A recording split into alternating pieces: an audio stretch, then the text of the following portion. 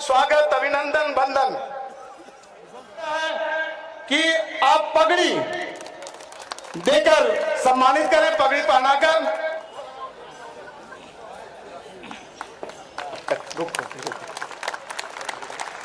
अपने बीच श्री आनंद बरेलिया जी बहुत ही सक्रिय, जय श्री राम, जय श्री राम। श्री अमित शर्मा जी को सम्मानित करते हुए सभी सदस्य, पूरे कार्य समिति के लोग, मैं आप सभी का हृदय की गहराइयों से अभिनंदन वंदन करता हूं। देश का लाडला कवि, नौजवान कवि, ऊर्जावान कवि, अंतर्राष्ट्रीय श्रीमान अमित शर्मा जी।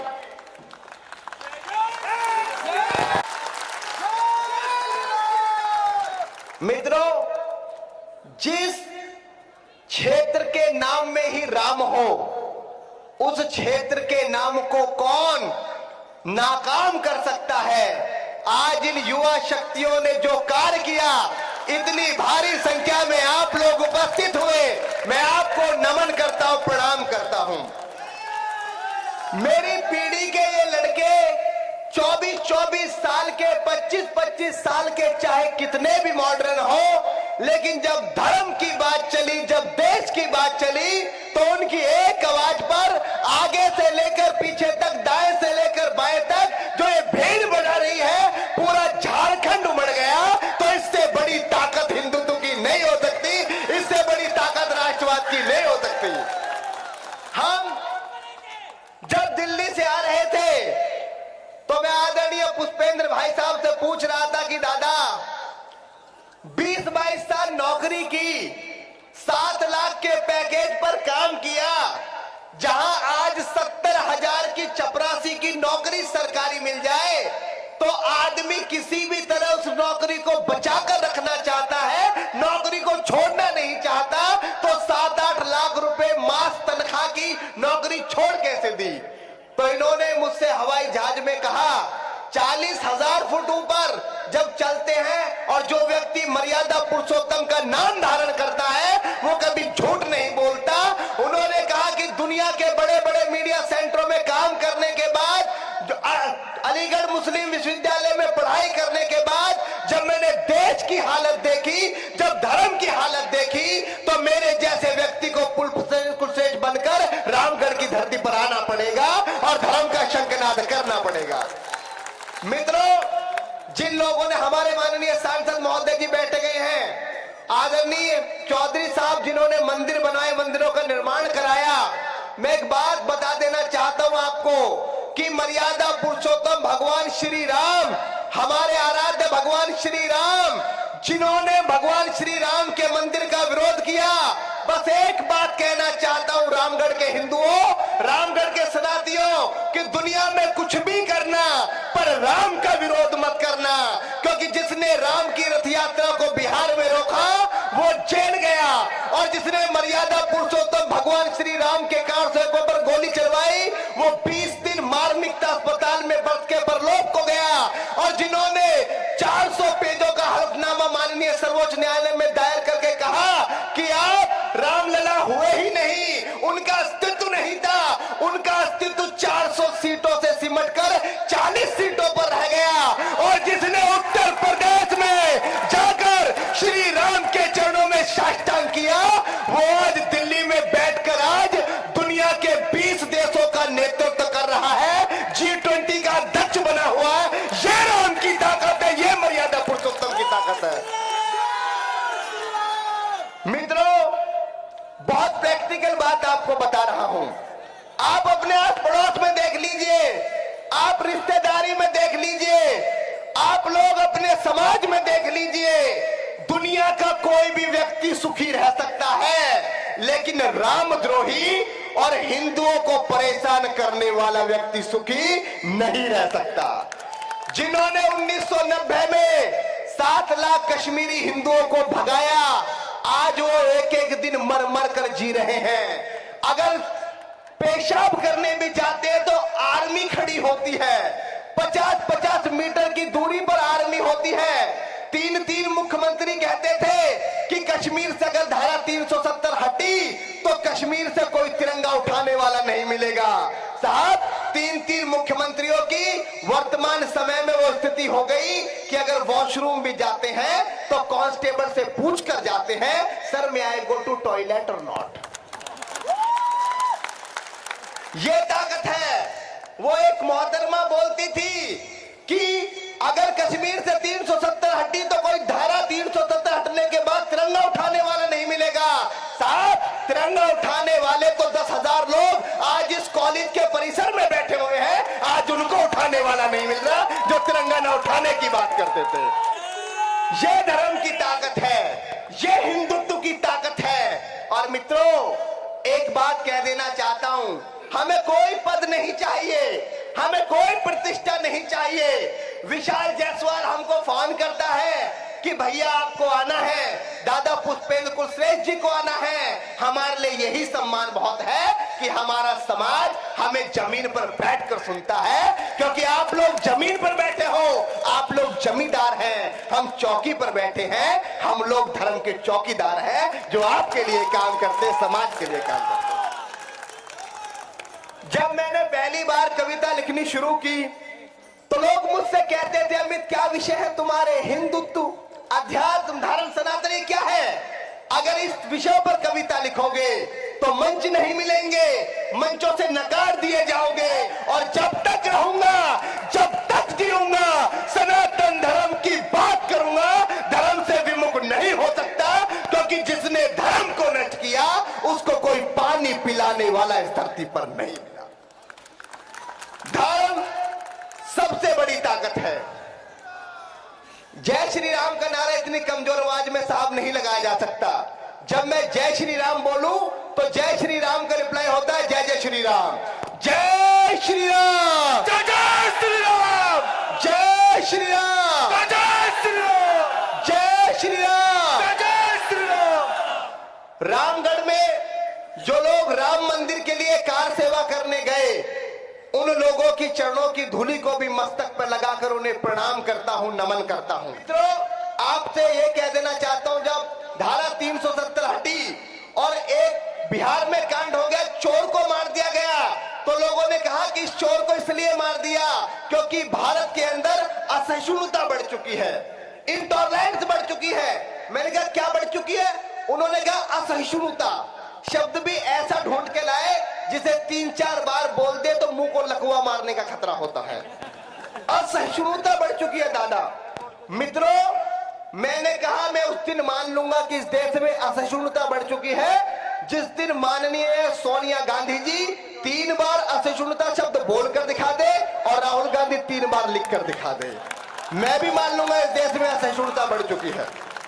और मित्रों, बस मैं ये कह देना चाहता हूं कि हम कभी असहिष्णु नहीं थे। आप एक उदाहरण बता दीजिए, क्यों ना गर्व करूं अपने सनातनी होने पर, क्यों ना गर्व करूं अपने हिंदू होने पर।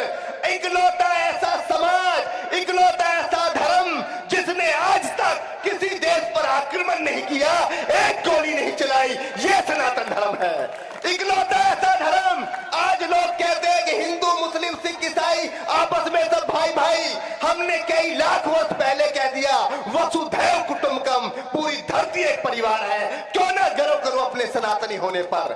और जब मैं अग्रिम पंक्ति में बैठ रहा था तो अग्रिम पंक्ति में बैठे मेरे 2 पगड़ीधारी सिख भाई भी बैठे हैं। उनके पगड़ी को गुरुद्वारा मानकर उन्हें भी प्रणाम करता हूं, उन्हें भी नमन करता हूं, क्योंकि गुरुओं के 4 साहिबजादे अजीत सिंह, जुझार सिंह, जोरावर सिंह, फतेह सिंह मारे गए। अजीत सिंह, जुझार सिंह चमकौर के युद्ध में मारे गए। जोरावर सिंह और फतेह सिंह को सरहिंद की दीवार में चिनवा देगा। माता गुजरी गई। इस धरती पर सबसे बड़ा बलिदान हुआ तो गुरु गोविंद सिंह ने किया, जिन्होंने अपने पिता को भी बलिदान कर दिया, 4 पुत्रों को भी बलिदान कर दिया। और आपको जानकर आज खुशी होगी कि आदरणीय भाई साहब पुष्पेंद्र कुलश्रेष्ठ जी ने एक बीड़ा उठाया था कि जो बाल दिवस मनाया जाएगा वो 14 नवंबर को किसी तथाकथित नेता के नाम पर नहीं मनाया जाएगा, 4-4 बच्चे जिन्होंने बलिदान दिया, उनके नाम पर वीर बाल दिवस मनाया जाएगा। आपको गर्व होगा, आदरणीय पुष्पेंद्र भाई साहब जैसी शख्सियत के कामों से आज पूरे भारत के अंदर इस वर्ष वीर बाल दिवस मनाया गया। हमने 4-4 साहिबजादे को याद किया। अभी हम बैठे हुए थे, अभी की घटना है, क्योंकि ये घटना राम का नाम जिस शहर में आता है वहीं से होनी थी। इतिहास के पृष्ठों में रामगढ़ का ये दिन दर्ज होगा, इसको नियुक्त किया जाएगा। जब हम यहां बैठे हुए थे, भाई साहब की एक मुहिम और चल रही थी कि राष्ट्रपति भवन के सामने जो मुगल गार्डन है उसका नाम बदला जाए। अभी अभी की सूचना है वो नाम बदल चुका है और उस नाम का नामो निशान मिट गया है। जय श्री राम। तो मित्रों, धर्म ढकोसलों से नहीं बचा। भाई मती दास को रुई में लपेटकर आग लगा दी। क्या हालत रही होगी तब ये धर्म बचा है। भाई ख्याला को गरम तेल में उबाल दिया गया, तब जाकर वो ये धर्म बचा है। मां गुजरी कहने लगी गुरु गोविंद सिंह से कि मेरी तो कोख ही बांझ हो गई, मेरे 4-4 पुत्र शेर जैसे थे, चारों के चारों पुत्र चले गए, मैं कहां जाऊंगी, क्या करूंगी। क्या जिगर रहा होगा उस पिता का, क्या शक्ति रही होगी उस पिता की। मित्रों, कल्पना करना, मैं उज्जैन से कवि सम्मेलन करके आ रहा था, 2 साल की मेरी बेटी है।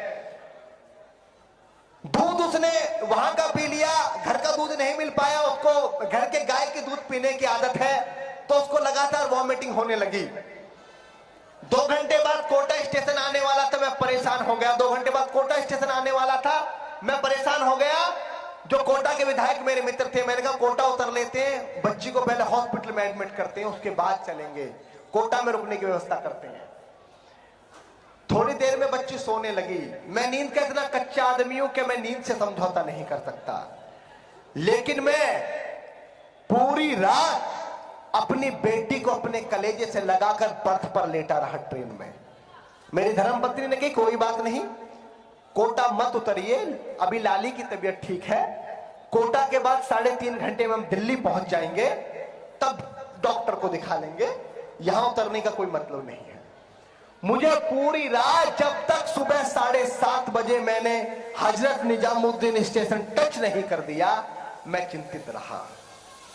जब मैं अपनी बिटिया को लेकर आ रहा था, गाड़ी में अपने घर जा रहा था, तो विधायक जी उस समय मैं सोच रहा था कि मेरे गुरु गोविंद सिंह का क्या जिगर रहा होगा, क्या कलेजा रहा होगा। मां गुजरी ने जब कहा मेरी बेटी 2 साल की, मैं उसके लिए इतना चिंतित हो गया, मेरी नींद उड़ गई, मेरे चेहरे की हवैया गायब हो गई। क्या जिगर रहा होगा मेरे गुरु गोविंद सिंह का, जिन्होंने माता गुजरी से कहा कि देश धर्म के वास्ते मार दिए सुध 4 और 4 गए तो क्या हुआ, ये जीवित कई हजार। मेरे रोंगटे खड़े हो रहे साहब। इन भावनाओं से देश बचा, इन भावनाओं से धर्म बचा है। अजीत बाबा का बलिदान हो गया। जुझार सिंह जा रहे थे, 5-5 की टुकड़ी बनाकर भेज रहे थे, मुगलों की लाखों की सेना थी, लाखों की सेना को काट रहे थे, 25 लोग काट रहे थे। एक 5 टुकड़ी का नेतृत्व करने का सौभाग्य जुझार सिंह को जब मिला, तो बाबा जुझार सिंह की उम्र मात्र 17 वर्ष थी। बाबा जुझार सिंह ने अपने पिता कैसे कहा गुरु गोविंद सिंह से कि मुझे प्यास लगी है बाबूजी, मुझे पानी पिला दीजिए। गुरु गोविंद सिंह ने कहा रणभूमि के मैदान में खड़े हो, शर्म नहीं आती, पानी मांग रहे हो, जाकर रणभूमि में दुश्मन के खून से प्यास क्यों नहीं बुझा लेते। इन चीजों से धर्म बचा है साहब, सबका विकास करने से धर्म नहीं बचा। आपसे एक निवेदन करना चाहता हूं मंच के माध्यम से, मैं उस विषय को नहीं छूंगा क्योंकि विषयों के विश्वविद्यालय हमारे बीच बैठे हुए हैं, और जब हमारे पास में सूरज है तो दिन के 12 बजे दीपक जलाने का कोई मतलब नहीं होता। हमारे बीच बैठे हुए हैं। बस एक बात कहना चाहता हूं आप लोगों से, आप किसी पार्टी में, किसी दल में, कोई फर्क नहीं पड़ता। हम पार्टी से ऊपर हैं, दल से ऊपर हैं। हम किसी पार्टी के बैनर के तले में कार्यक्रम करने नहीं जाता, भाई साहब नहीं जाते, दादा साहब मना कर देते, किसी पार्टी का कार्यक्रम भी है। लेकिन एक निवेदन करना चाहता हूं, आप जहां भी रहे, आप चाहे किसी संगठन में रहे, आप घर में रहे, आप पार्टी में रहे, बस हिंदू बनकर रहे तो पूरी दुनिया आपको नमन करेगी, पूरी धरती आपको नमन करेगी। मेरा जो मुख्यमंत्री है वो किसी बड़े परिवार से नहीं आता, मेरा मुख्यमंत्री किसी बड़े जगह से नहीं आता, लेकिन मेरे मुख्यमंत्री योगी आदित्यनाथ ने धर्म के साथ समझौता नहीं किया। वो सुबह 6 बजे बुलडोजर लेकर निकल लेता है तो पूरी धरती उसे नमन करती है, पूरी धरती उसे प्रणाम करती है। आज आप लोग भी कहते हो कि योगी जी जैसा मुख्यमंत्री झारखंड को भी चाहिए। अमित भाई, आप उत्तर प्रदेश वाले हो, आप दे दीजिए। हम क्यों दे दें भाई साहब, हम ही बड़ी मुश्किल से पहाड़ से ढूंढ कर लाए हैं, उत्तराखंड से। तो मित्रों, आपको धर्म से विमुख होकर काम नहीं करना है, धर्मनिष्ठ होकर काम करना है। लोग कहते हैं धर्मनिरपेक्षता, धर्मनिरपेक्षता शब्द तो ठुसाया गया है, असली बात वो अधर्मी होता है। जो धर्म को मानता है वो धर्मी, जो धर्म को नहीं मानता वो धर्मनिरपेक्ष नहीं, अधर्मी होता है। और अधर्मी का क्या हश्र होता है वो आपको बताने की आवश्यकता नहीं है। मेरे रामगढ़ वालों, मेरे नन्हे मुन्ने प्यारे प्यारे भाइयों बहनों, मेरे बड़े बुजुर्गों, अपने बालों की एक एक सफेद बाल की सफेदी में एक एक सदी को समाहित करते हुए मेरे बड़े बुजुर्गों, अपनी कोख से इस देश को शिवाजी महाराणा प्रताप जैसी संतति देने वाली मेरी माताओं बहनों, मैं आपसे कहना चाहता हूं कि मुन्नी बदनाम गाने पे डांस करने से कोई फायदा नहीं मिलने वाला। क्योंकि अगर सारी महिलाएं, सारी बेटियां, सारी बहनें मिस वर्ल्ड बन जाएंगी तो झांसी वाली रानी कौन बनेगा? इस देश में रानी चिन्मया कौन बनेगा? बस आप अपनी संतति को वो सम्मान देते रहिए। मेरी माँ कोई बहुत बड़े स्कूल में नहीं पढ़ी, मेरी माँ अगर कभी स्कूल में गई तो ज्यादा से ज्यादा हमारी फीस जमा करने के लिए गई, इससे ज्यादा मेरी मम्मी ईश्वर के स्कूल के दीवार के पास से भी नहीं गुजरी। वो कभी स्कूल में नहीं गई, लेकिन उन्होंने जो हमें संस्कार दिए, हमसे ये कहा कि धर्म ही सब कुछ है, धर्म से बड़ा कुछ नहीं है। और धर्म का काम करते करते आज हम जहां तक आ गए। जय श्री राम के नारे के साथ अपने वक्तव्य को विराम देता हूं। एक बार आप जय श्री राम का नारा लगाएंगे, मैं आपसे विदा लेता हूं। जय श्री राम, जय श्री राम।